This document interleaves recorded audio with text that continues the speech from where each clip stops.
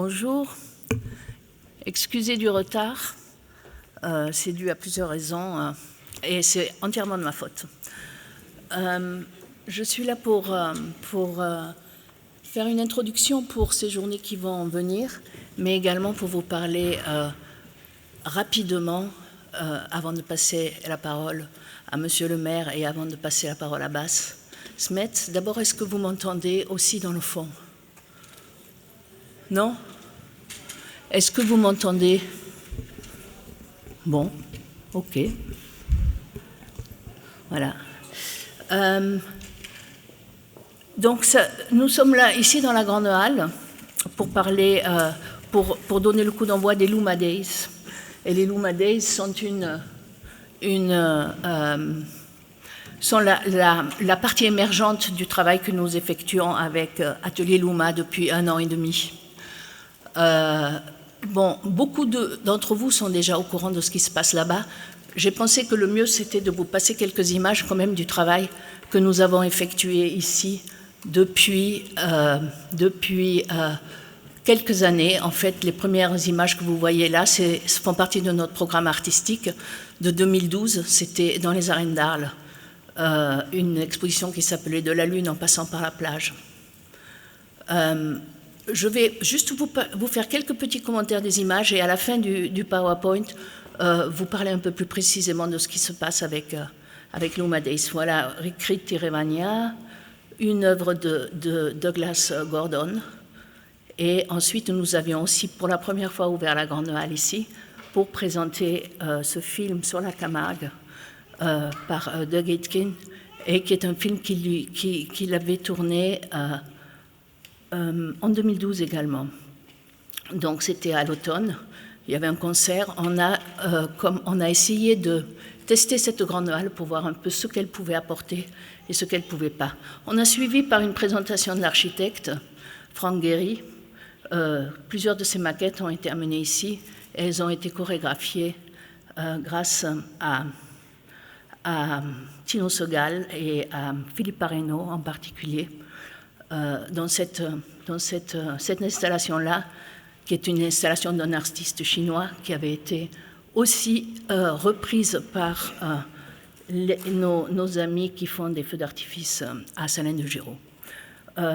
Systematically Open est une façon de regarder le développement de l'image, que ce soit de la vidéo, de la photo, que ce soit...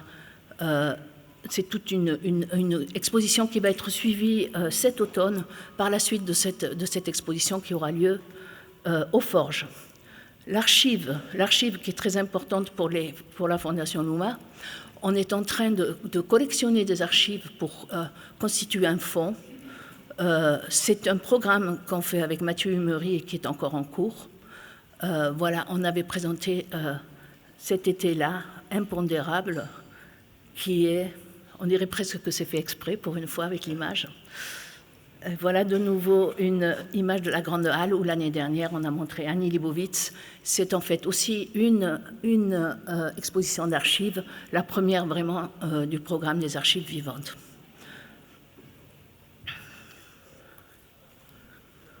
Madame Leibovitz.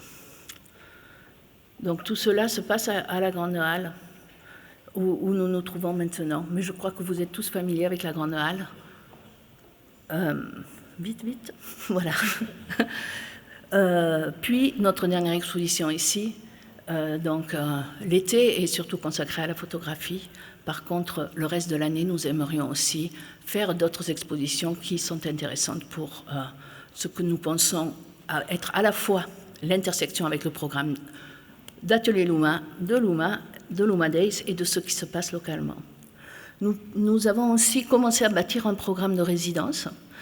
Donc là, je vous montre les résidences des danseurs avec le Los Angeles Dance Project de Benjamin Millepied. Ils reviendront cet été pour leur 3e résidence. Donc ils ont l'occasion de pouvoir étudier ici et de pouvoir étudier les ballets ou les morceaux qu'ils montrent ailleurs dans le monde. Donc le nom d'Arles est automatiquement relié à cela. Là, petite pause, mais ce n'est pas moi qui contrôle la vitesse. je voulais quand même vous montrer quelques images historiques du parc. Tout ça, vous connaissez, ce sont les images que vous verrez, et c'était plutôt en relation avec ce que Bas Smet va vous montrer tout à l'heure. La construction qui a eu lieu, la rénovation de la mécanique. Ensuite, là, cette vue qui est prise de je ne sais pas où, un drone. Et donc, pour vous montrer quand même l'activité qui a eu lieu ces derniers temps et vous remercier pour votre patience, mais je dois dire que c'est quand même un processus relativement compliqué et donc on a besoin un peu de l'aide de chacun. Et moi, j'ai besoin aussi de beaucoup de patience.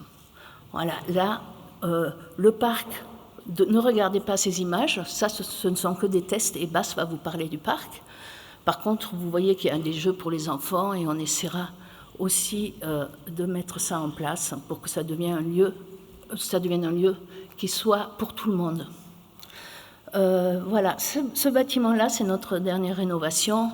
Elle sera utilisée cet été. Elle sera utilisée pour les résidents, justement. Il y a des chambres en bas et il y a des espaces de répétition en haut. C'est situé juste à côté des forges. Les forges, que depuis le début sont occupées par les rencontres tous les étés. Par contre, nous nous en servons en mi-saison et l'hiver pour, jusqu'à présent, monter des conférences.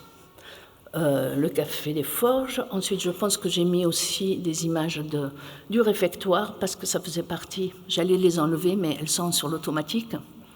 Le réfectoire, vous connaissez tous, c'est juste là.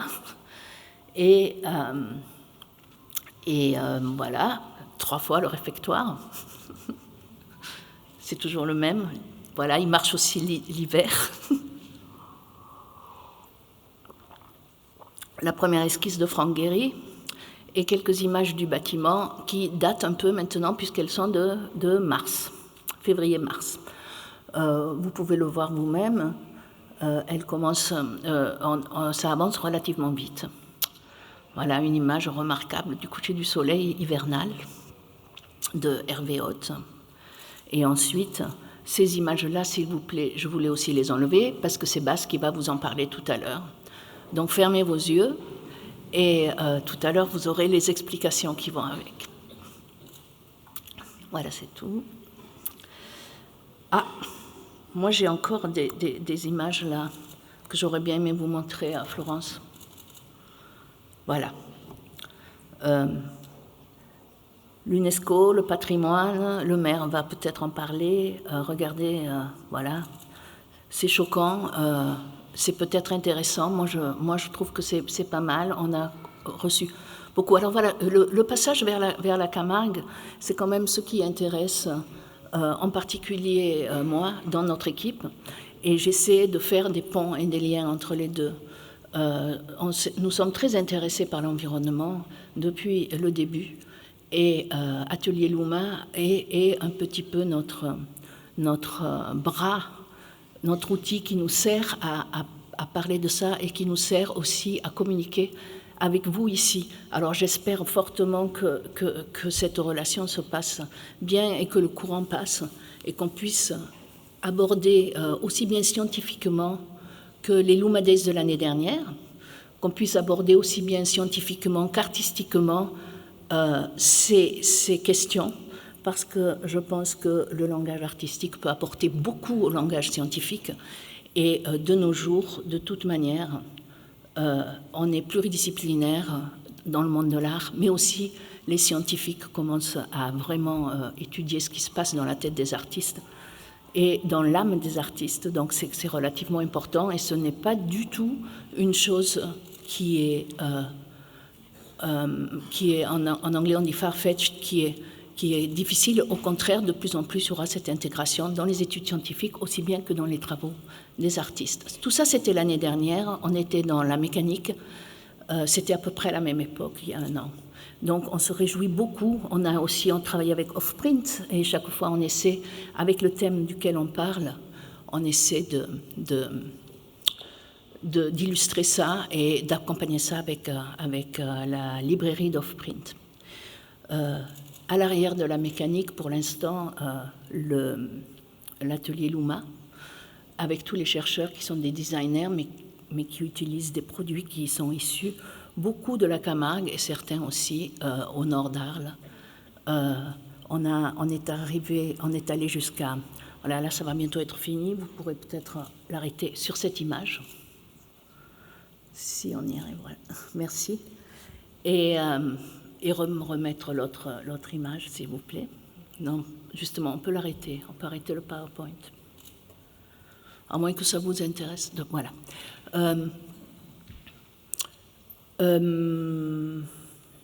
Voilà.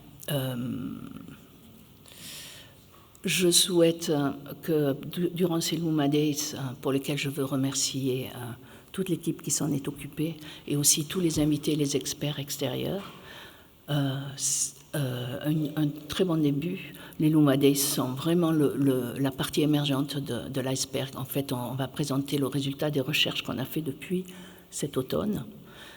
Et je ne sais plus qui devait annoncer ça, mais à l'extérieur de la conférence, on a aussi quelques expositions que vous êtes tous bienvenus d'aller visiter pendant toute cette semaine. Entre autres, la présentation du jardin qui va suivre est aussi présentée à l'entrée de la grande halle. Nous avons les résultats des écoles avec lesquelles nous travaillons depuis 3 ans, qui sont exposés là.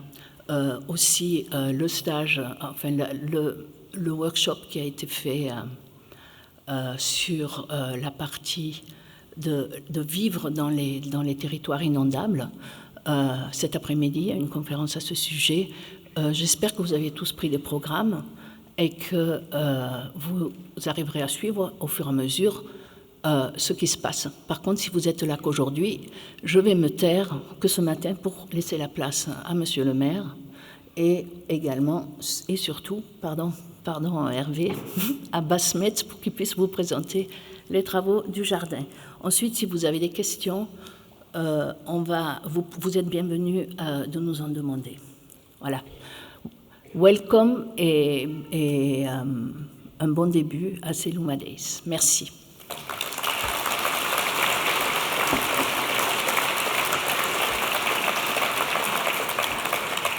Allez-y, Hervé. Oui.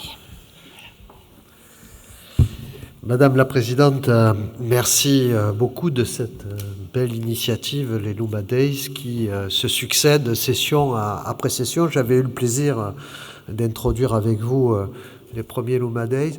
Je rappelle qu'il a été réfléchi et pensé à partir d'une capacité à regrouper à la fois des chercheurs, des créateurs, des scientifiques, de celles et de ceux qui travaillent sur les structures créatrices et productrices de valeur intellectuelles et morales, la possibilité de se retrouver, comme aujourd'hui, pour pouvoir à la fois participer avec les décideurs publics et les décideurs privés et faire vivre un projet qui est tout à fait immense. Parce que bien sûr, ce projet, bien au-delà de sa dimension, de sa portée, il dépasse largement le cadre de la simple commune d'Arles.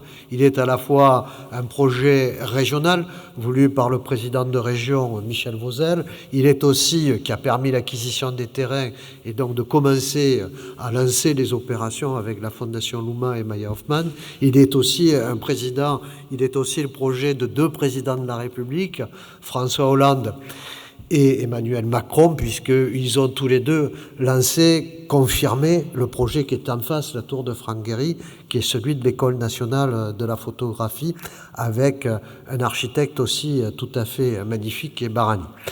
Vous dire donc que pour la ville d'Arles, ce projet a une dimension internationale et à la question qui s'attache au pouvoir politique et à ses décisions lorsque l'on est classé au patrimoine mondial de l'humanité, bien sûr, on espère, on souhaite, on pense, on y arrive très peu souvent, laisser un travail architectural et politique et technique qui soit à la mesure de ce que nous ont légué les Romains et pour tout simplement être à la hauteur de la dimension qui s'attache à notre ville, qui est une ville de culture, et parce qu'il n'y avait pas de courant d'affaires, de capitalisme flamboyant, bien sûr, on n'a pas déconstruit les arènes ou le théâtre antique comme dans certains endroits, et on a pu les conserver, et aujourd'hui, ils sont notre richesse et notre patrimoine. Et bien sûr, lorsqu'il s'est agi de choisir un architecte, je remercie Maya Hoffman d'avoir choisi Franck Gehry, parce qu'il est un architecte qui demeurera à la mesure et à la puissance de ces architectes de la romanité qui ont voulu marquer du sceau de la ville et du sceau de la création leur architecture telle qu'on l'a vu à Bilbao ou dans d'autres endroits. Bien évidemment, cela apporte une dimension, une responsabilité politique particulière qui a été celle de demander à associer tous les élus du conseil municipal, les conseillers départementaux, régionaux, les parlementaires, de façon à pouvoir faire de cet exemple-là, qui est unique en France et en Europe sans doute, un moment du débat politique national ou régional ou départemental. Et bien entendu, nous l'avons fait, je vous remercie, la Fondation Luma, de l'avoir fait avec cette volonté de transparence et de possibilité d'accéder à des décisions que nous partageons régulièrement avec l'ensemble de vos équipes, notamment parce que ce projet, comme celui de l'École nationale supérieure de la photographie, est porté par une ZAC, une zone d'aménagement concerté, qui porte sur une dépense publique et privée de 40 millions d'euros et que nous rendons compte au Conseil municipal d'art chaque année de l'engagement de ces dépenses. Et si vous avez vu la ligne de la SNCF tomber, être mise à bas pour pouvoir mettre et porter ce projet avec encore plus de force et de détermination, c'est parce qu'aussi, grâce au projet porté par la Fondation Luma et Maya Hoffman, il a été possible d'engager des crédits publics et que cela a été une reconnaissance de tous. Et bien entendu, je remercie les collectivités territoriales et l'État qui poursuivent leur financement, mais aussi la communauté d'agglomération, Arlecro-Camargue-Montagnette, qui a trouvé son siège juste en face. Nous avons aussi demandé de rendre possible une fréquentation de ceux qui habitent à côté de ce vaste projet, qui est aussi important sans doute que les grands projets de développement européens que nous connaîtrons dans les décennies à venir. Et il a été possible, et vous le voyez à travers les enfants des écoles ou à d'autres moments dans l'année, et vous remarquez qu'il s'agisse des cours préparatoires, des maternelles ou des cours élémentaires, des collèges ou des lycées, ou même des étudiants, qu'il y a une formidable richesse qui est produite à partir de leur présentation et du jeu qu'ils ont avec l'architecture et le patrimoine. Et je remercie très sincèrement, j'ai une pensée très émue pour Philippe Pouliken avec Bouzid Sabeg, qui, il y a maintenant, avant que le projet même, dès lors que nous commencions les discussions avec Maya, Philippe avait pensé cette idée de pouvoir donner à connaître la réflexion sur la ville et sur la ville, la campagne et sur l'architecture aux élèves des écoles de Trinquetail. On l'a fait une fois, je crois, à cette époque-là. Et cela avait déjà montré que la capacité inventive des enfants n'a pas de mesure au regard des capacités budgétaires des mères, mais il n'en reste pas moins que cela permet de s'approprier l'architecture et de faire en sorte que la ville continue à être un lieu de culture et d'architecture. J'ai l'habitude de dire, et je l'ai bien vu lorsque nous nous sommes réunis la première fois à New York pour rencontrer Franck Gehry et mesurer comment évoluaient les choses, j'étais avec Christophe Cachera alors, eh bien nous avons pu mesurer combien chacun pouvait dire que Arles était une ville de l'architecture et pas de grands projets d'aménagement urbain. Il se donne à Marseille, dans les grandes métropoles où on réalise le grand port de Marseille, en niant ce qui existe. Et puis, il y a des villes de culture et d'architecture qui cousent, qui fondent, qui acceptent des créations architecturales tout à fait exceptionnelles et magnifiques et qui font elles-mêmes écoles et grands projets intellectuels et culturels. Et ainsi, les Luma Days ont donné à connaître, et j'en remercie très sincèrement Moustapha Boyati, des débats avec Luc Boltanski sur l'avenir même de ce que produisait le capitalisme quand il se faisait culture et architecture. Et bien entendu, cet élément-là du débat est très important pour nous parce qu'en même temps, il se développe aussi à New York, il se développe aussi à Pittsburgh, dans les villes qui sont en train de muter, de se transformer. Et il n'est pas loin du débat politique, bien sûr, sur l'économie du territoire, ce que nous sommes en train de fondre, de créer en Europe, et ce que nous aurons à connaître parce que Marseille aura été choisie pour être métropole sur la Méditerranée, métropole européenne sur la Méditerranée, quel mode d'accueil, quel mode de développement. Et puis il y a une question bien sûr aussi tout aussi importante, qui est passionnante. Nous n'avons plus ouvert de jardin depuis les années 30-36, et puis juste après-guerre avec Charles Privat. Les autres jardins se sont arrêtés ou ont été déconstruits, comme le jardin d'hiver, d'ailleurs avec des grands cris de celles et ceux qui ont connu cette période un peu difficile, puisqu'il fallait accueillir la voiture en centre-ville pour faire commerce. Le débat est d'ailleurs toujours le même, il faut faire commerce et créer des richesses, et en même temps arriver à créer et à préserver des espaces qui soient le reflet d'une préoccupation majeure, universelle aujourd'hui, avec les transformations climatiques et la montée des eaux. Et bien entendu, cette question est venue en débat, et Maya, dans son projet, a proposé à Basse-Metz d'y travailler dessus. Et je me souviens là aussi, il s'en est pas rendu compte, Basse, combien j'avais été impressionné la première fois lorsqu'en réunion dans la salle des gardes, dans la salle des archives de l'hôtel de ville d'Arles, il nous avait présenté son premier projet, ses premières esquisses de dessin. Vous allez le voir, c'est tout à fait extraordinaire et merveilleux.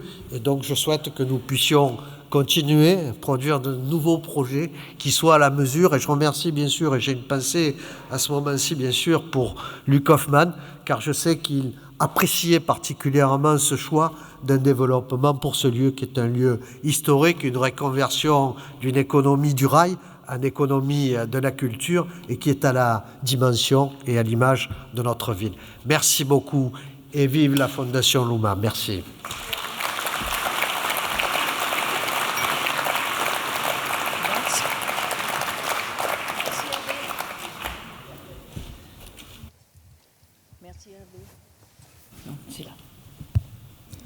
Merci Hervé. Donc oui, Basse. Hervé, vous remonterez après peut-être pour les questions, mais c'est comme vous voulez, hein, si jamais il y a des questions. Je vais peut-être rester, oui. Merci. Je vais chercher mon manteau.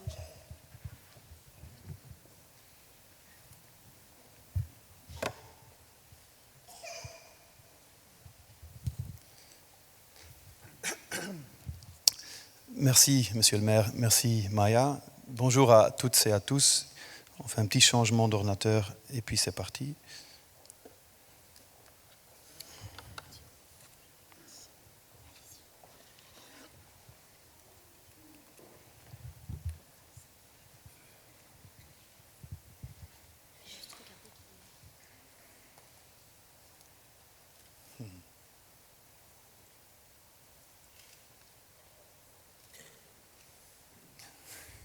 Suspense. Voilà. C'est avec un grand plaisir que je vous présente le projet de paysage pour le Parc des Ateliers. C'est un projet sur lequel on travaille depuis plusieurs années en étroite collaboration avec Maya, avec la Fondation Luma, avec le Core Group, avec les architectes Frank Gehry et Annabelle Zeldorf, et aussi avec les services de la ville, avec l'ARIA, vraiment beaucoup de partenaires autour de ce projet. Ce projet qui pose un défi très intéressant et très compliqué, comment transformer un site qui connaît un climat semi-désertique en parc luxuriant. Et j'aime beaucoup cette image où vous voyez les 10 hectares finalement que représente l'ensemble du parc des Ateliers, créé, comme vous le savez, dans le 19e siècle par la SNCF, pour une grande partie creusée dans le rocher, assez brutalement, et pour une autre partie construite au-dessus de la nécropole romaine. Du coup, un site très étrange qui finalement n'a pas de lien avec son sol, parce que ou creusé ou remblayé, qui est totalement vide, qui a été bétonné, parfaitement horizontal, et où rien ne pousse, très stérile, quelque part l'inverse d'un parc, si vous voulez, mais en même temps très proche du centre-ville, une sorte de site énigmatique pour la ville d'Arles. Et je l'avais visité en avril avec Maya, il y a plusieurs années, et ensuite on est allé directement dans la Camargue, parce qu'elle m'avait dit on ne peut pas connaître Arles sans comprendre la Camargue. Et vous le voyez ici, le site se trouve juste là. La Camargue qui est tourmentée par les eaux qui arrivent et la Méditerranée qui essaye de pousser. On le voit bien sur la photo aérienne. Et j'étais vraiment fasciné par cette richesse de la Camargue. Mais en faisant d'autres explorations, on a découvert qu'il y a aussi les Alpilles, la branche sud des Alpes, ainsi que l'Accro, et que finalement la ville d'Arles se trouve entourée au carrefour de 3 paysages très très différents. Et au niveau mondial, c'est très rare d'avoir des paysages aussi différents, aussi proches les uns des autres. Par exemple, les oiseaux des Alpilles ne viennent jamais en Camargue. Il y a des oiseaux migrateurs d'Afrique qui viennent dans l'Accro, qui ne vont pas aller dans la Camargue. Et du coup, il y a vraiment trois mondes presque différents qui entourent le site. Et dès le début, je me souviens, la première fois qu'on était venu ici, on s'est dit, mais comment cette richesse qui est en contraste avec la stérilité du site, comment ils peuvent influencer le projet du parc. Et on a pris le temps d'arpenter le site, de regarder les photos aériennes, de comprendre les différences en texture, mais aussi en couleur. Ici, vous voyez la Camargue, justement, ou encore ce rocher jaune des Alpilles. Et aussi, on s'est posé la question comment la végétation pousse, finalement, comment le climat est assez dur, comment les plantes aquatiques arrivent à pousser, comment les quelques pins poussent dans les fissures du rocher, ou même comment les asphodèles et d'autres arrivent à pousser dans ce pudding de l'Accro. Et on s'est posé cette question, est-ce qu'on peut utiliser les logiques de la nature pour revégétaliser le site du parc des Ateliers? Ce site qui pose cette opportunité rare de produire un parc public, et surtout à Arles, où tous les espaces publics sont très petits, romaines, si vous voulez, et très minérales, de soudainement avoir ce parc ouvert au public juste à côté du centre même. Et si vous voyez bien la comparaison des échelles, ça c'est la place de la République, puis plein d'autres places au centre-ville de Arles, et puis le parc qui voilà, est d'une autre ampleur. Un parc qui a été fermé pendant très longtemps quand il y avait les activités de la SNCF, qui a été rouvert pendant les rencontres, mais qui quelque part pose cette possibilité d'une île. C'est presque une île dans la ville et qui offre cette possibilité de faire les choses autrement. L'eau est assez loin, mais il y a ces chemins de fer qui le contourent. Et il y a cette particularité de tous ces arbres. Ça, on avait repéré tous les arbres de la ville, et on s'est rendu compte qu'il y a une sorte de boucle d'arbres qui relie le site avec les espaces publics de la cité. Et on trouvait très important cette image-là, qui montre justement que la place de la République, le théâtre, le jardin d'été, que tous ces éléments sont directement liés avec la boucle d'arbres au site du parc des Ateliers. Et on s'est dit, il faudra ouvrir le parc au niveau de l'avenue Victor Hugo et au niveau du chemin des Minimes. Et quelque part, cette image montre bien qu'il y a une sorte de master plan à une autre échelle où les Aliscamps, la chapelle de Saint-Honorat, mais aussi la chapelle Saint-Pierre de Moulérès, le parc de Cité des Ateliers, la cimetière, la gare, que tout devient une sorte de continuité d'espace public. Et ça, c'est une vieille image, mais que j'aime bien, qu'on se dit, voilà, on imagine un parc pour le site et on le relie à travers la boucle d'arbres. Plus en détail, ici, vous voyez l'avenue Victor Hugo. On va continuer le niveau qui est à 7,5 mètres plus haut que le parc pour créer cette esplanade sur laquelle atterrit la tour. Et l'esplanade deviendra une première porte d'entrée vers le parc à travers le bâtiment même. Il y aura un double escalier en hélice dans le bâtiment de Frank Gehry qui amène le visiteur d'une façon très, très agréable vers le parc, où évidemment il y a aussi les ascenseurs, mais du coup le bâtiment devient une sorte de portal vers le parc. Tout comme cet accès en pente en traversant la grande arche qui amène le visiteur directement dans le centre même du parc. Voilà une image de cette esplanade continuée au niveau de l'avenue Victor Hugo, avec quelques grands pins à l'échelle, disons, du drum de cette verrière autour du bâtiment, et qui rappellent quelque part ces pins qui poussent dans les fissures dans l'espace minéral des Alpilles, ou ici dans l'espace minéral de l'esplanade.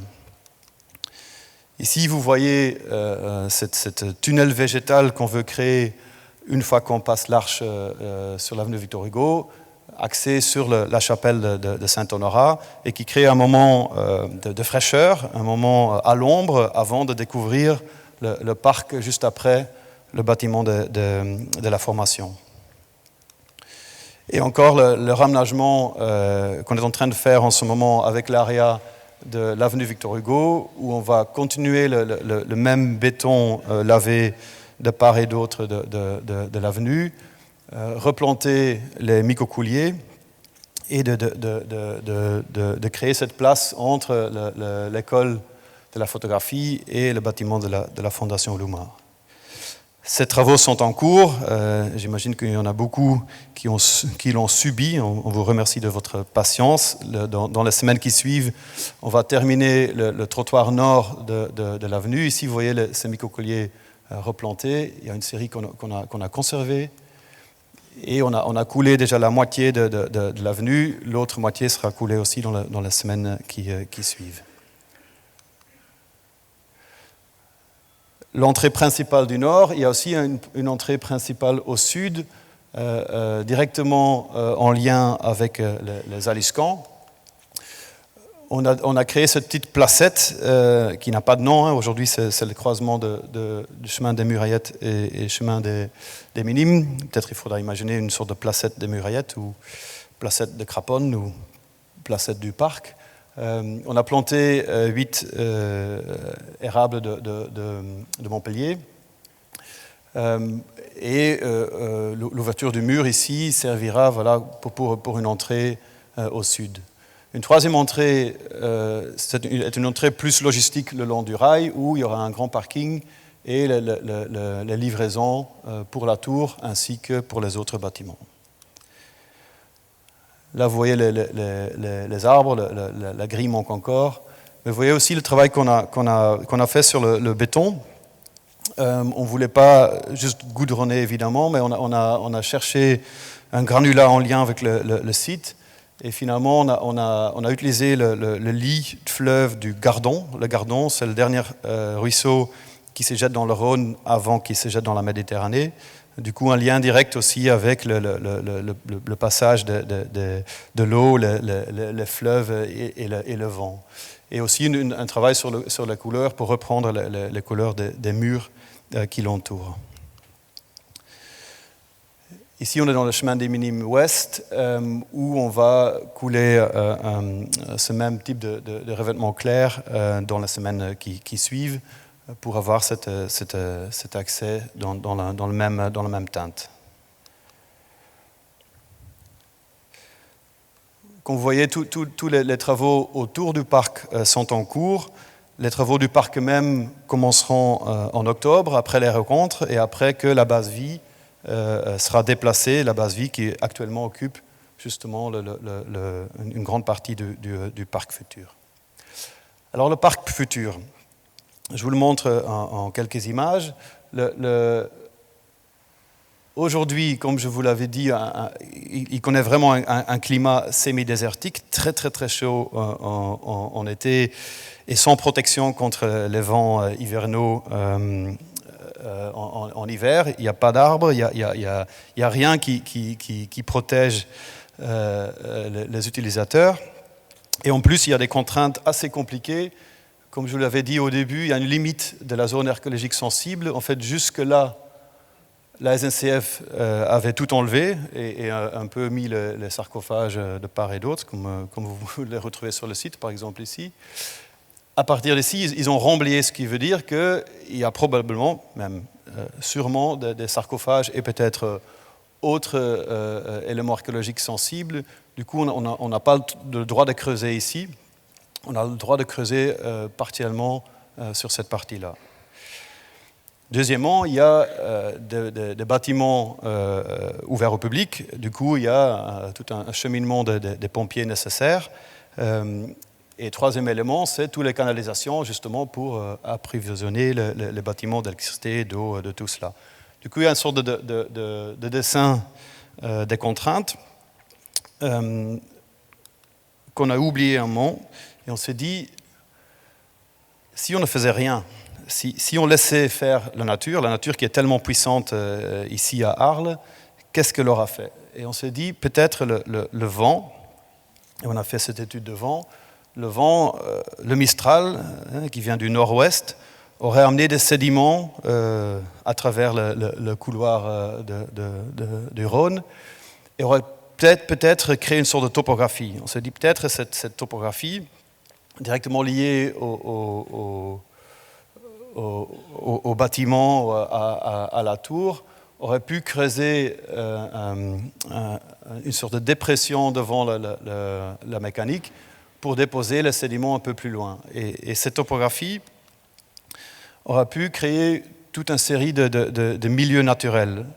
On s'est imaginé un étang au milieu, un étang avec une vallée, une zone humide, et puis on monte vers une sorte de crête, elle plus sec, et ça produit d'une façon évidente toute une série de lieux entre l'étang du parc, la dune, la grande pelouse, la grande colline ou le jardin des forges. Soudainement, cette idée d'imaginer ce qu'aurait fait la nature, et on a travaillé avec à la fois des botanistes, mais aussi des gens justement spécialisés dans les sols et l'étude de vent qui a produit la topographie. On s'est dit, est-ce qu'on ne peut pas accélérer les logiques naturelles qui auront, eux, revégétalisé le site.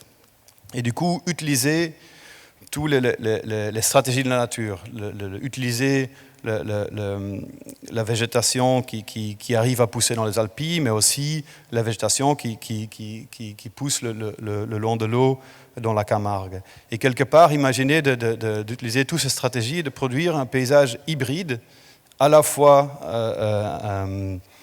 une sorte de Frankenstein du paysage, si vous voulez, où il y a un bout de Camargue, un bout d'Alpilles, un bout de Crau, qui devient une sorte de paysage autonome autour de cet étang. En quelques images, vous avez compris, on creuse, on réutilise le déblai pour créer un remblai, on le façonne suivant le vent, et on le plante. Et cette coupe asymétrique produit quelque chose que vous connaissez bien à Arles, le jardin d'été qui se trouvait vers le nord, tandis que le jardin d'hiver qui se trouve vers le sud. Ce qui veut dire qu'en été, où le vent est plutôt agréable, on a un peu de vent et on peut s'asseoir à l'ombre des arbres, tandis qu'en hiver, cette forme de dune bloque le vent, on est à l'abri du vent et on est au soleil hivernal qui est très agréable. Du coup, on utilise cette asymétrie pour produire le climat le plus agréable pour l'utilisateur. Et en même temps, en creusant et en modélisant le terrain, on a toute une série de milieux naturels qui nous permet d'avoir vraiment beaucoup d'espèces différentes sur le site. Après, l'auteur aussi décide quel type de végétaux on peut planter, et le but c'est de planter à la fois des grands sujets, mais aussi des tout petits, d'avoir vraiment tout le panel de possibilités. On l'avait testé il y a 2 ans, et là vous voyez justement cette coupe asymétrique. Dans un premier temps, on voulait aussi tester si la pelouse, on arrivait à le garder en bonne forme. On a fait des tests pour comprendre combien d'eau utilisent les arbres ou la pelouse. Et on avait vu que, justement, en été, les gens s'assiedent bien dans l'ombre, tandis que les pentes étaient bien appréciées par les enfants pour inventer des jeux eux-mêmes.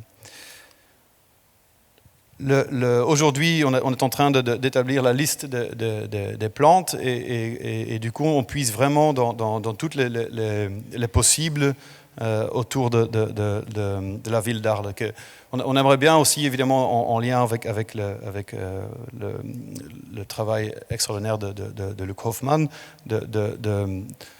d'utiliser cette connaissance, on collabore avec la Tour du Voilà, et d'en faire un sorte de paysage exemplaire des 3 paysages qui l'entourent. Tout cela est arrosé grâce à cet étang qui est en lien avec le canal de Craponne. Je ne sais pas si vous connaissez l'histoire du canal du Craponne, mais ça a été creusé dans le XVIe siècle par cette comte ou duc de Craponne, et c'est une connexion entre la Durance et le Rhône pour irriguer la Crau. Et tout l'eau qui passe entre mars et novembre, juste à côté du site, c'est quelque part le surplus de ce qu'on n'a pas utilisé. On a contacté l'association de Craponne pour voir si on peut récupérer cette eau-là, de créer une pompe là où aujourd'hui il y avait une petite écluse, il y avait un nom mais je l'oublie à chaque fois, Martellière, merci. Et on va créer une petite pompe ici. On pompera l'eau dans un réservoir en dessous de l'étang pour arroser toutes ces collines et leur végétation, mais aussi pour compenser l'évaporation en été de l'eau. En plus, il y aura une circulation de l'eau dans l'étang, et là on est en train de voir la succession des plantes pour filtrer l'eau et pour éviter les moustiques grâce à ce mouvement dans l'eau. Et on s'est dit, peut-être, et ça vous voyez les mois et les oiseaux migrateurs, peut-être, on espère que évidemment, il y aura beaucoup de visiteurs dans les différents bâtiments d'exposition, mais on aimerait bien aussi qu'il y aura d'autres types de visiteurs que l'humain, et que peut-être les oiseaux, en allant vers la Camargue, aimeront bien aussi passer un petit moment sur l'étang. Je vous montre quelques images. Après, on les a imprimées en grand dans cette petite exposition à l'entrée de la grande halle. Vous voyez cette nature qui s'installe, et du coup, c'est un parc un peu atypique. Ce n'est pas le parc 19e siècle où tout est parfait, propre, et on garde l'image pour toujours. C'est un parc en évolution. On va appliquer une stratégie qui s'appelle overstacking. Ça veut dire on va surpeupler le parc et accompagner la nature qui va faire des choix elle-même aussi. Du coup, ça devient vraiment une expérimentation qu'on va suivre scientifiquement. On veut installer une sorte de petite station météo pour prendre la température, l'humidité, le vent, et de voir comment on va produire ce microclimat par rapport à l'état aujourd'hui, et de voir comment l'humidité revient, comment... Moi, je rêverais de pouvoir calculer l'oxygène que le parc produit, et de vraiment monitorer, surveiller ce paysage indépendant qui va être posé sur la dalle de béton, presque comme une sorte de recherche parce que finalement, au niveau planétaire, la couche de paysage est aussi posée sur la masse de la planète. Du coup, dans une manière semblable, on va monitorer cela, et ça peut devenir, ou peut-être on peut apprendre des choses qu'on peut appliquer ailleurs. Comment transformer des lieux qui sont devenus désertiques en lieux indépendants. Ici, vous voyez le bout de l'étang et puis le terrain qui monte ici jusqu'au niveau du mur. Du coup, depuis là-haut, on aura une vue au-delà du mur. Vous voyez évidemment la grande halle.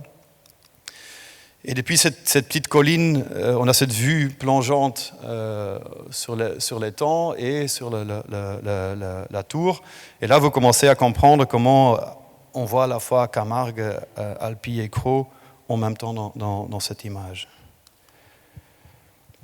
Une vue vol d'oiseau, vous voyez la boucle d'arbres qui contourne le site, l'ouverture à côté des Minimes, mais on espère aussi un jour peut-être avoir un petit pont que les gens qui rentrent dans les Aliscamps peuvent sortir et continuer leur balade à travers le parc et revenir par ici ou même plus tard par là. Vous voyez l'esplanade avec ses grands pins autour de la tour et vous voyez l'étang qui s'installe ici le long de la Caponne. Et cette image-là, voilà, comme je l'avais évoqué, pour dire que peut-être on arrive... J'aime bien, c'est presque des animaux qui essayent d'attraper le parc, de vraiment avoir un projet exceptionnel lié directement au grand territoire du pays d'Arles. Merci beaucoup.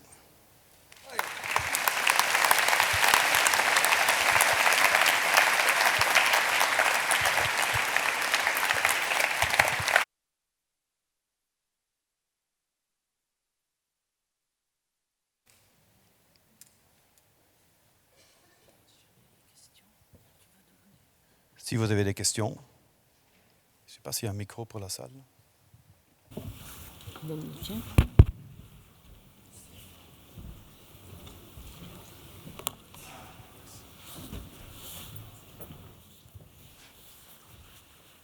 Pas de questions. C'était très très clair. Ce que Bas a présenté, c'est la toile de fond du parc et la façon dont on est arrivé par la réflexion à faire cette toile de fond. Mais je pense, Bas, qu'il y aura la place aussi pour mettre soit des installations artistiques, des jeux pour les enfants. Et ça, c'est une réflexion qui se poursuit avec notre corps groupe à l'intérieur, avec lequel nous faisons le programme artistique à l'intérieur de l'UMA. Il y aura bien entendu des activités et peut-être quand même un endroit qui est un peu plus exotique et qui peut faire rêver de manière différente à ce que peut être un jardin.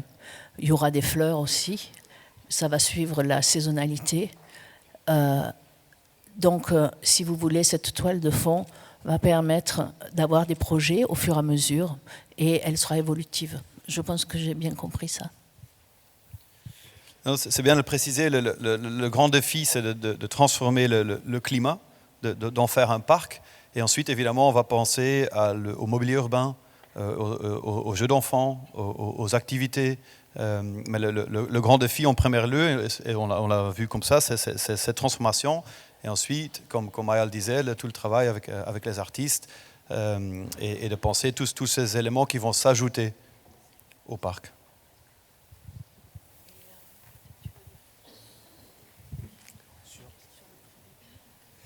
Oui. Maya me demande de dire quelque chose sur le privé et le public, la relation entre le privé et le public, et donc, bien sûr, après l'entretien. Et notamment, comment on fait vivre durant le temps une construction architecturale qui est végétale, celle-là, mais qui nécessite, bien sûr, une participation de tous. Je crois que quand on est face à des propositions de cette nature, il faut bien entendu, à un moment donné, que l'on puisse solliciter des partenaires. Je pense notamment, par exemple, que la Fondation Pompidou, qui a travaillé à la fois dans l'art contemporain, pour laquelle Luc Hoffman a participé à la création sur le plateau de Fourchon et qui a créé des CAT et des INPRO qui sont dans le domaine de l'environnement, justement, peuvent donner à connaître une structure de participation de l'économie sociale et solidaire et de la santé même, et faire en sorte que l'on mobilise un certain nombre d'acteurs pour l'entretien régulier de ce type de structure. Deuxièmement, je crois aussi que ça peut être un bon moyen pour les professeurs des écoles et dans le cadre d'un travail pédagogique à construire, de mobiliser les acteurs qui sont ceux de l'éducation nationale autour de ce métier nouveau que nous allons découvrir, qui est celui des arts et jardins, que nous avions un peu laissé de côté depuis Louis XIV, puisque le nôtre n'a pas produit ici à Arles, comme à Versailles, quelque chose qui accompagnerait l'hôtel de ville réalisé par Mansart. Mais il y a bien cette idée que pour que les Arlésiens s'approprient cet espace, d'une façon continue, on travaille avec l'ensemble des institutions. Deuxième élément, c'est que l'on ait une gestion, bien sûr, de l'eau dont le coût soit plus partagé par l'ensemble des acteurs. Ça n'existe pas encore. On ne sait pas si la GEMAPI sera de cette portée-là, ira jusqu'à porter des dimensions dans les décennies à venir. Mais il est bien évident qu'il y a un enjeu autour de l'eau dans les villes. On le voit chaque fois que l'on est dans des très très grandes villes, dans les grandes agglomérations. Les jets d'eau pour rafraîchir les enfants, qui sont une construction intellectuelle particulièrement brillante. Là, cela nous est proposé comme une forme d'intégration à l'approche de la nature, cette gestion de l'eau. L'eau de Vannes, c'est parfaitement l'accueil, tous les biotopes. Il y aura sans doute des carpes et des anguilles dans l'étang qui sera là. Et comment on fait en sorte que l'on puisse partager ce coût, parce que c'est un coût, avec les futures structures qui seront créées, de la gestion des territoires, bien sûr.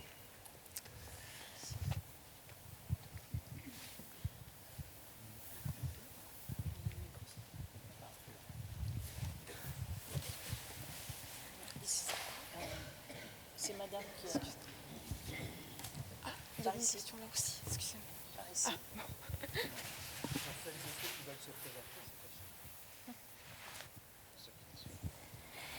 Alors, juste magnifique, un très très beau projet. Et merci d'agrémenter aussi bien la ville d'Arles, en fait. Moi, je vis juste de l'autre côté, dans la rue Renaudel, et je travaille de ce côté, à l'atelier des roues. Donc, je me déplace facilement de l'un à l'autre, c'est pas un problème. Mais ce qui m'inquiète un petit peu quand même, vous avez parlé très vite des moustiques, mais ça, je pense que on est d'accord. De toute façon, on est vraiment arlésien quand on n'a plus peur des moustiques. Et d'autre part, moi, ce qui m'inquiète un petit peu, c'est les voitures. Parce que tous ces gens qui vont venir par ici vont venir peut-être de loin. Ils n'auront pas la chance, comme moi, d'habiter, de travailler tout aussi près. Et où est-ce que vous allez mettre toutes les voitures ? Alors c'est une très bonne question. On est en train de travailler avec une bureau spécialisé dans la mobilité pour voir où on peut créer des pockets pour mettre les voitures. Du coup, c'est une étude en cours, à la fois sur la mobilité. On a mis des caméras sur tous les carrefours pour étudier le flux actuel et d'imaginer les voitures qui vont arriver et où on peut les mettre. Du coup, c'est en cours. Je ne peux pas vous donner... On a différentes pistes en ce moment et très bientôt, on saura les présenter. Oui, on est particulièrement conscient du problème du parking à Arles. C'est un problème qui revient à la mairie. Et nous, ce qui est une obligation pour notre projet dans la ZAC, je peux déjà dire que le nombre de parkings sera donné de ce qu'on est obligé de donner. Par contre, j'aimerais beaucoup que ce soit la ville qui fasse un gros effort pour les habitants d'Arles pour régler la solution du parking. Je passe la parole à Hervé.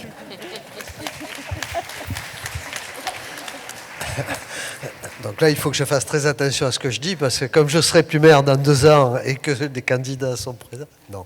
Plus simplement, vous le savez, lorsqu'on a chaque fois parlé du projet, on a réservé les 9 hectares. On est toujours en propriété de la ZAC des Minimes. Et bien sûr, on travaille avec l'ensemble des partenaires.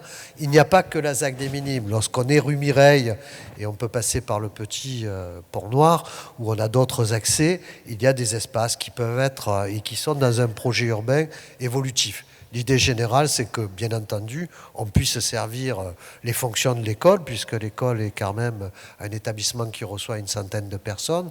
Il y a la maîtrise d'ouvrage privée de la Fondation Louma, et lorsque la Fondation Louma elle-même a bien sûr un grand nombre de personnes qui vont venir. Troisièmement, il y aura peut-être d'autres maîtrises d'ouvrage publiques ou privées qui seront sur les espaces de la ZAC des Minimes et autour.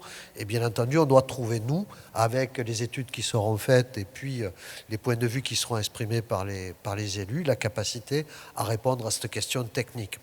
Je vous ai parlé tout à l'heure, on a créé un outil Alors, on ne s'est pas dessaisi des terrains, d'une part, même si on a parfois des difficultés budgétaires. Deuxièmement, on a créé une ZAC, c'est une zone d'aménagement concerté, c'est l'équivalent d'un établissement public sur lequel le conseil municipal délibère chaque année.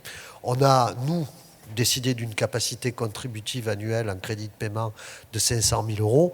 Ces 500 000 euros produisent chaque année 2 millions d'euros de dépenses aménagées à engager sur la ZAC elle-même. Et donc cela va continuer tout au long et en fonction de la volonté des élus. Et je vais même dire que quelles que soient les évolutions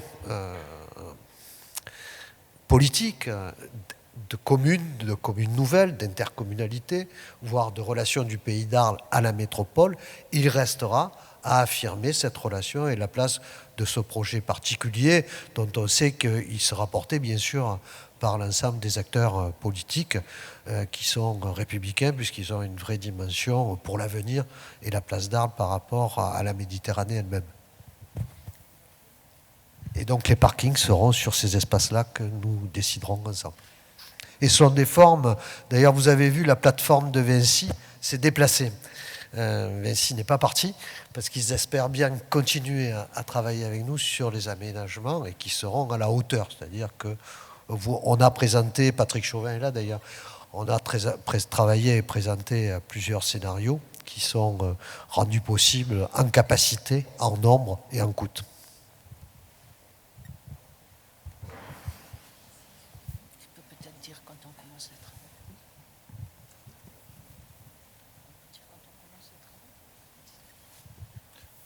Non, du coup, les travaux à l'intérieur des intramuros, si vous voulez, à l'intérieur des murs, commenceront en octobre-novembre, avec une première partie, tous les mouvements de terre. En fait, ça sera construit comme je vous l'ai montré. Et la première plantation, printemps l'année prochaine, et puis surtout l'automne de l'année prochaine. D'autres questions ? Oui, merci à M. Smet pour sa présentation. Ce projet est vraiment remarquable et on a hâte d'y être. Vous avez évoqué extrêmement brièvement, et je crois qu'il est nécessaire de revenir là-dessus, sur la question du moustique, qui effectivement fait partie de l'identité de cette ville et qui, nous, Arlésiens, ne nous dérange plus beaucoup. Mais nos amis et invités, surtout de l'Europe du Nord, sont assez surpris parfois par cette gêne. Le moustique étant bien évidemment une richesse biologique, il ne s'agit pas de le détruire. Mais est-ce que vous avez pensé dans vos dispositifs, ou peut-être dans le choix de vos plantes, ou dans, je ne sais pas, peut-être certains poissons ou autres, un abaissement de ce fait, j'allais dire cette nuisance, mais de ce fait.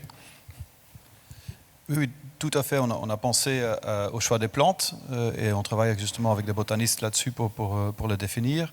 Et aussi, on est en train d'étudier en ce moment le courant d'eau qu'on va créer dans l'ensemble de l'étang pour que l'eau ne soit pas stagnante. On n'a pas pensé les poissons, mais ça, je vais bien vous en parler, parce que si vous avez des poissons qui mangent les moustiques, on peut parfaitement les mettre dedans. D'ailleurs, je voulais juste rajouter, parce que ça vient un peu de mon expérience en Camargue, que ce qui apporte le plus de moustiques, ce sont les flaques temporaires.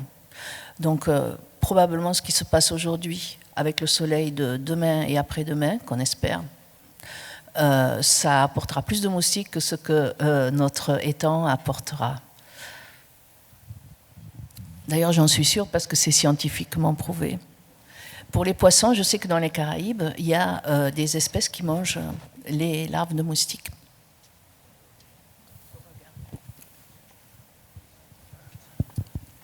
C'est moi. Une question. Président, oui. prenez la parole. Vincent Ramon, les Amis du Vieil Arles. Anachroniquement, les Amis du Vieil Arles s'intéressent à l'art contemporain et au patrimoine moderne du XXIe siècle. Mais je voudrais revenir, Monsieur le maire, c'est une opportunité qui est trop grande pour qu'à partir du projet dont nous parlons aujourd'hui, qui va se réaliser rapidement, eh bien, dans le PLU, vous avez prévu une voie verte qui nous tient à cœur, à savoir une voie qui conduirait de Pont-de-Croix jusqu'au Rhône, autour du canal de Craponne. Bien sûr, je comprends que pour cela, il faudrait que le canal Graponne soit alimenté 12 mois de l'année, mais ça doit pouvoir se combiner, je pense, avec les arrosants de l'Accro. Mais aujourd'hui, il y a un véritable projet, une opportunité, et nous souhaitons que le parc des ateliers soit le déclic qui permette à cette voie verte de trouver un corps, de se réaliser, et de permettre ainsi, comme dans d'autres villes que nous connaissons, de remettre l'eau au centre de la ville d'Arles, au-delà de toutes les fontaines qu'elle contient et qui ne sont pas en activité. Je crois qu'effectivement, Arles, avec le Rhône à proximité, peut redevenir une ville d'eau. Et je crois que le projet du PLU est quelque chose d'une opportunité autour de la voie verte qui me paraît essentielle, surtout maintenant que Basmet veut s'approvisionner en eau pour alimenter le parc. Merci. Oui, vous avez tout à fait raison, M. Ramon, et d'ailleurs, hein, tout le travail qui a été fait par les élus, l'adjoint à l'urbanisme qui est là, David Crézy, prennent en compte ces éléments-là, et nous allons d'ailleurs mettre progressivement l'accent sur cette affirmation de cette présence de l'eau dans la ville. Après, il y a le problème, l'eau coûte très cher, hein, vous le savez, qu'elle soit en Camargue et pour la riziculture, ou qu'elle soit dans les canaux, il faut les entretenir, ou les fontaines, c'est bien sûr un coût qui est important pour une collectivité territoriale comme la nôtre. Donc, il y a une grande chance.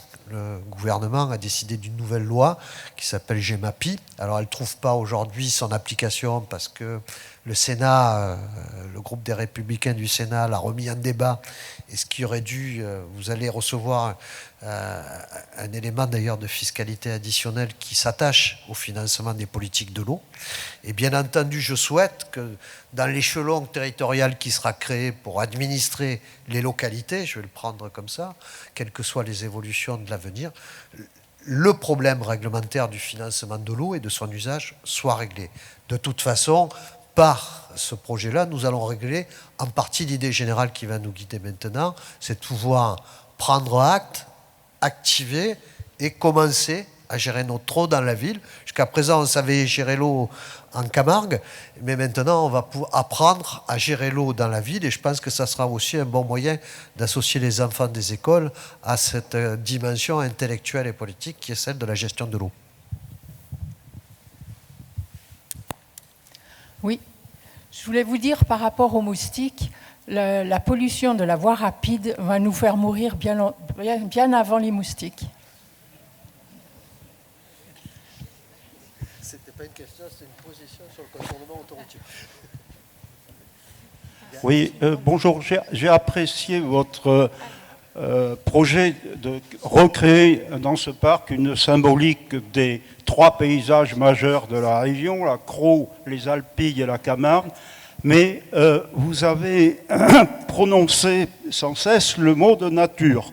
Or, est naturel ce qui échappe à la volonté de l'homme, donc il y a bien l'idée de quelque chose qui sort des normes philosophiques, c'est qu'on prétend construire de la nature. Alors, bon, c'est pas vraiment un problème, sauf que je trouve que entre la présence, entre ce que vous faites et l'état paysager que vous créez, n'oubliez pas que il y a dans les systèmes que vous copiez, il y a de l'intervention humaine. C'est-à-dire que la Crau, si elle est pelée, c'est qu'il y a du pastoralisme. Les Alpilles, si elles se boisent, c'est qu'il y a de la déprise agricole.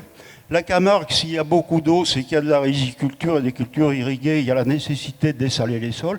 Donc, est-ce que dans votre projet, il n'y aurait pas une petite place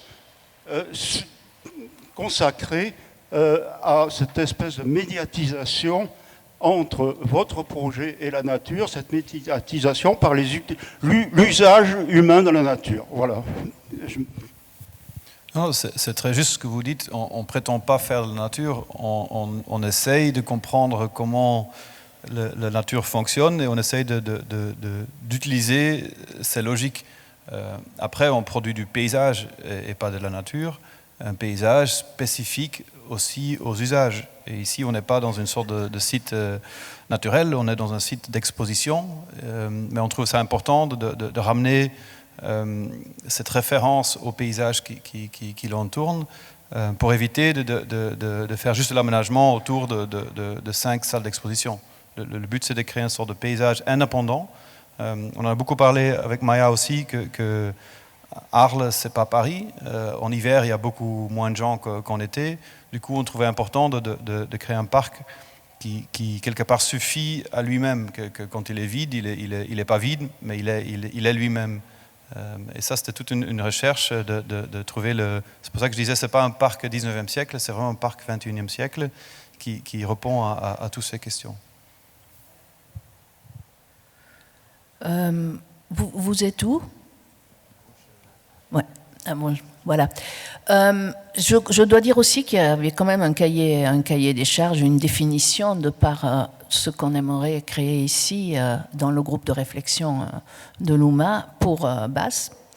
C'est quand même de créer un microclimat qui soit très agréable l'été.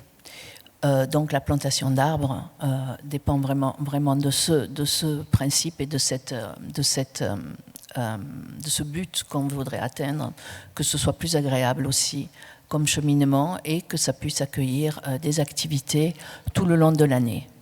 Donc c'est la superposition de ces deux démarches qui va donner ce parc. C'est évident que c'est un lieu artificiel et contenu, entre une certaine partie étant toujours entre des murs ou des grilles. C'est un parc public qui sera géré par la ville. Même les parties privées de ce parc public le seront. Il y aura certainement des heures d'ouverture, des heures de fermeture pour éviter qu'il y ait des saccages.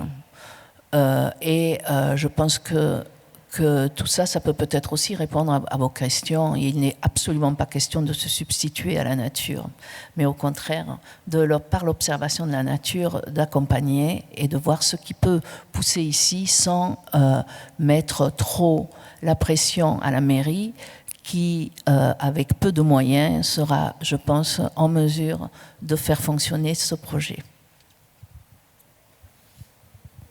Et dans ce sens-là, en utilisant les logiques de la nature, on ne va pas à l'encontre. Du coup, déjà, l'entretien sera moins lourd parce qu'on va dans le sens que ce que la nature aurait voulu faire. Après, il ne faut pas oublier que ce site, ce n'est pas une rénovation de ce qui existait avant. Le site n'est plus en contact avec son sol. Il a été brutalement créé.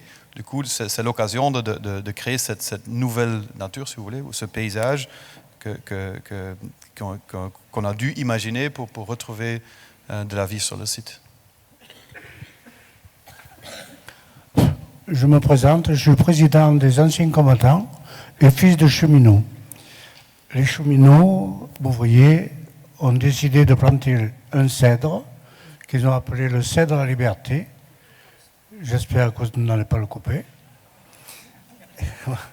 Et en plus, en tant qu'ancien combattant, on aurait aimé mettre le monument que nous avons en gare d'Arles en hommage à nos déportés, fusillés pendant la dernière guerre, le mettre sous l'arbre de la liberté, ce qui permettrait à plus de monde de voir cet ouvrage, alors qu'en gare, ils arrivent, ils montent dans le train et souvent on ne le voit pas. Voilà ma question. Il n'y a pas de problème. Merci beaucoup.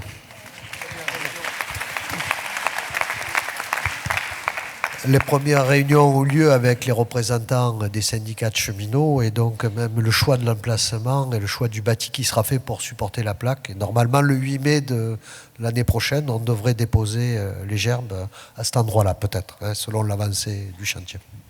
Merci. En tout cas, on a tout fait pour sauver cet arbre qui était en très mauvais état quand on est arrivé. J'ai eu un peu peur pour l'arbre de la liberté.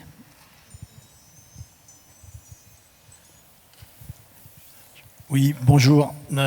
Je suis partenaire de l'atelier Luma. c'est une expérience extraordinaire, je dois le dire. Et quand je vois ce que vous faites au niveau de ce projet de parc paysager, qui est plein d'intelligence écologique et qui a un lien direct avec ce qui se passe sur ce site. En tant que partenaire de l'atelier Louma, j'ai pu vérifier qu'ici, le mot hospitalité a un sens, parce que c'est la première fois que je me sens chez moi, chez les autres. C'est assez extraordinaire de vivre cette expérience créative, transversale, qui... Arles va devenir un phare. C'est un peu une ville lumière, hein, qui va renaître. Le monde entier va venir à Arles. Parce que ce qui se passe ici, je peux vous dire que j'ai passé ma vie à voyager. Je suis chef d'entreprise, toujours. Je ne suis pas à la retraite. Et j'étais dans le cinéma avant et maintenant je suis dans l'environnement. Et je peux vous dire que cette bataille-là, c'est, comme le disait Hubert Védrine il y a 2 jours sur France Culture, non, c'était même dimanche, nous allons être confrontés à des défis invraisemblables. Et ce qui se passe ici, c'est sans doute un des lieux dans le monde où la réflexion est la plus aboutie, où il y a la plus grande vision. Et on peut dire merci à Maya Hoffman et à la ville d'Arles d'avoir pris ce pari, parce que c'est un pari, mais c'est un pari fédérateur et c'est un pari avec toutes les équipes qui nous entourent. Je pense que c'est un des grands combats du XXIe siècle et que la ville sera le porte-drapeau et l'emblème de notre futur, surtout pour nos petits-enfants. Merci. On n'est pas au bout, mais c'est un encouragement qui me fait beaucoup de bien. Merci.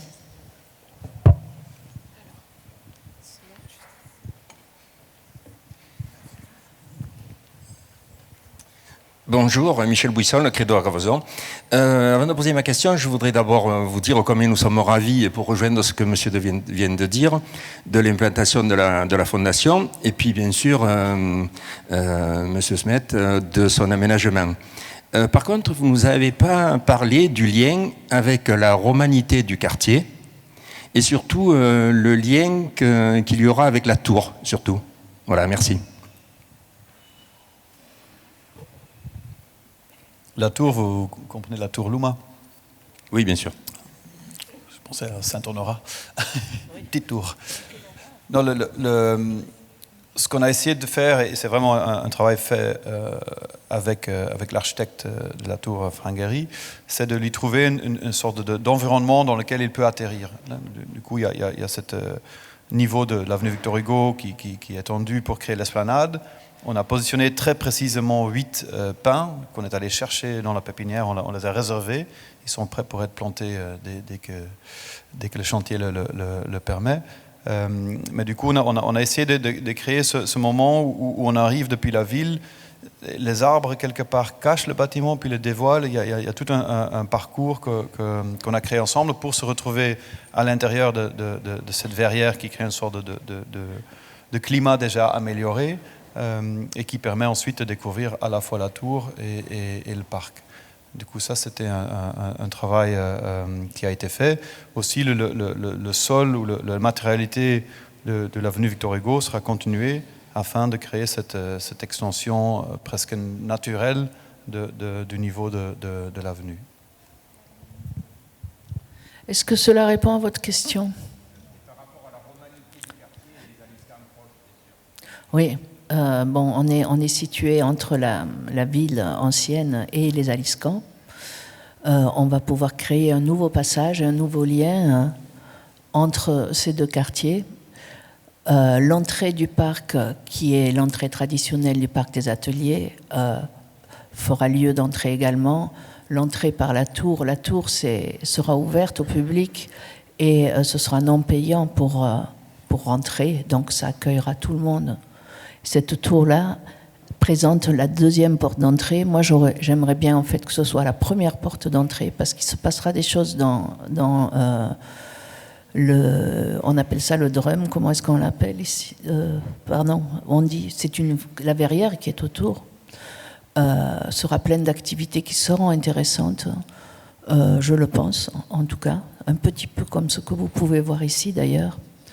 Et il y aura un grand escalier à l'extérieur de la tour qui n'a peut-être pas été complètement visualisé dans les maquettes pour l'instant, pour lequel on pourra directement du boulevard descendre dans le parc. Donc on traversera tout sur un même niveau, on aura des choses à faire ou pas, ça dépend si on en a envie, et on pourra rentrer dans le jardin par ce biais-là. Voilà, je pense que sur les nouvelles maquettes, dès cet été, on pourra visualiser aussi ce grand escalier. Est-ce que ça correspond un petit peu à ce que vous vouliez dire, ou est-ce que vous voulez qu'on fasse une exposition sur la romanité dans la Verrière ? Alors, tout n'est pas dans tout, bien sûr, dans les explications et dans les interprétations de l'architecture. Mais je crois que, comme à Bilbao, c'est une architecture qui marque, qui a de la force et qui marque le développement et l'intelligence qu'elle veut apporter à un site. Elle se construit à un endroit où elle n'aurait pas dû se construire, elle est en contradiction. Et de la même façon, elle est l'affirmation d'un pouvoir, d'une force, d'une puissance, comme les Romains l'ont voulu pour l'amphithéâtre ou le théâtre antique. On dit, on est là, on existe, on a une capacité à faire architecture et on ne se fond pas obligatoirement dans un aménagement urbain plus large. Dans le grand port de Marseille, qui part de Port-Saint-Louis jusqu'au vieux port de Marseille, il y a quelques points, et ils sont des points de force, comme la tour de CGA, CGM. De la même façon, pour une architecture du XXIe siècle, il est fait le choix de marquer la force d'Arles. C'est évidemment une des mesures pour le maire d'Arles, et si on n'avait pas eu des partenaires privés pour le faire, on n'aurait pas eu la possibilité de le faire. Il fera aussi visiteurs. Bien entendu, Bilbao, c'est, je crois, 500 000 visiteurs par an. Et ce qui s'attache à l'organisation de ces visites, on en a parlé dans la proximité avec ceux qui habitent là et qui doivent être pris en compte par les pouvoirs publics, mais aussi donc 500 000 personnes nouvelles qui vont venir voir de l'architecture contemporaine du XXIe siècle qui est à la mesure de celle de la romanité. Et c'est en cela qu'il y a une relation à la romanité, en plus du fait, bien sûr, que différents aspects des choix et des partis pris de Franck Gehry ont été étudiés par les architectes des bâtiments de France pour faire école et pour faire site. C'est un des premiers sites en Europe où l'on a voulu confronter l'architecture européenne à un secteur sauvegardé. Et nous sommes passés en commission nationale des sites. À l'époque, c'était notre collègue président de Monhomme qui présidait la commission, qui était directeur de l'architecture au ministère de la Culture, et nous avons planché tous ensemble. Et c'est là la première fois, d'ailleurs, que le projet avait été retoqué, parce qu'il n'était pas suffisamment pris en compte l'architecture de la romanité, notamment ce qui était dessous, mais aussi ce qui était dessus. Et c'est la raison pour laquelle, puisqu'on voyait depuis la chapelle de Saint-Honorat des Aliscamps le bout de la tour de Franck Gehry, et on l'a dépassé de 30 mètres et transformé le projet pour faire écho au respect de la romanité ou de l'architecture qui cristallise dans toutes ces époques à Arles, mais aussi être une architecture du XXIe siècle pour dire que l'architecture existe en tant que création, comme affirmation d'une œuvre culturelle qui crée richesse intellectuelle et morale.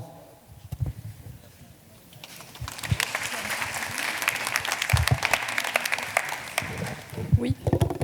Bon. Bonjour. Pardon. Allez-y. Je voulais juste rappeler le facteur temps et si les personnes en charge de la conférence me font signe quand il faut vraiment qu'on s'arrête, vous me le direz. Voilà, donc allez-y madame. Merci beaucoup. Sylviane Kopp. Alors je voulais revenir sur le témoignage qui a eu lieu juste avant avec le monsieur qui a la chance de participer aux travaux à Arles de la Fondation Louma. Et puis pour vous dire qu'en fait la philosophie commence à essaimer un petit peu puisque j'arrive moi de Bordeaux en fait. Alors je crois que monsieur Basmetz connaît un petit peu la ville de Bordeaux et on pourrait faire des petits liens patrimoniaux, même paysagers, sur ces grands paysages très contrastés qui arrivent sur la Garonne et ensuite les zones humides qui débouchent sur l'océan. Donc il y a des petites relations. Sur le patrimoine, c'est concentré de patrimoine. Donc moi je retrouve ça à Arles aussi. Et puis, donc pour vous dire que la philosophie essaime et peut essaimer de ce qui se passe ici. Et je crois que c'était le jour où il fallait que je vienne, puisqu'en fait, ma formation initiale, professionnelle, je suis ingénieure en eau et en environnement, mais j'ai beaucoup aimé le discours tout à l'heure sur la pluridisciplinarité, parce qu'en fait, je ne sais plus trop ce qu'il faut que je dise quand on me demande mon métier, puisque je dis souvent que je suis hybride entre génie de l'eau et l'environnement. Je suis allée chercher ensuite un master d'urbanisme avec l'école de paysage et d'archi de Bordeaux, et puis j'utilise ma sensibilité dans mon métier. Alors j'ai un métier effectivement institutionnel, mais je suis absolument très intéressée et ravie qu'il y ait des lieux qui se forment et qui se créent pour vraiment travailler cette pluridisciplinarité, parce qu'on a besoin de ça pour vraiment intégrer des politiques publiques, des démarches où on a besoin d'associer tout le monde, et donc cette notion-là est vraiment très très importante. Voilà. Donc je pense que vous avez une chance énorme de pouvoir le faire ici et d'avoir des noms, des intervenants de si grande qualité pour faire avancer cette philosophie. Voilà, c'était un témoignage pour vous dire que même à quelques 500 km, on est intéressé par ce qui se fait ici. Merci. Donc je pense que nous allons arrêter cette séance maintenant pour pouvoir continuer avec le programme. Vous savez que vous êtes tous bienvenus à visiter tout ce qu'il y a, prendre des programmes, parce qu'il y a quand même un foisonnement de choses à voir. Demain, il fera plus beau, donc ce sera peut-être plus agréable aussi de se promener à l'intérieur du parc et d'essayer de voir ce qui s'y passe. Monsieur ? Bon, non, ok. Voilà, à tout à l'heure.